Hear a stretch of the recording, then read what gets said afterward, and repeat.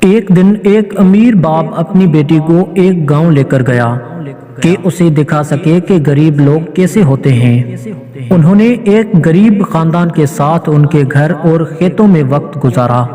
واپسی پر باپ نے بیٹی سے پوچھا کہ تم نے دیکھا کہ غریب لوگ کیسے گزر بسر کرتے ہیں، تم نے ان سے کیا سبق سیکھا؟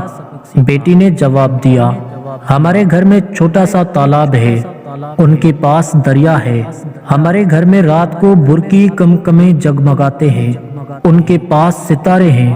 ہم خوراک خریدتے ہیں، وہ خود اگاتے ہیں۔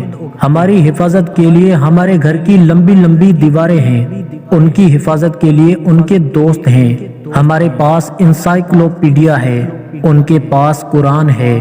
ڈیڈی آپ کا بہت شکریہ، یہ دکھانے کے لیے کہ ہم کتنے غریب ہیں۔ صرف دولت ہی انسان کو امیر نہیں بناتی بلکہ سادگی اور اللہ پر یقین بھی آپ کو امیر بناتا ہے۔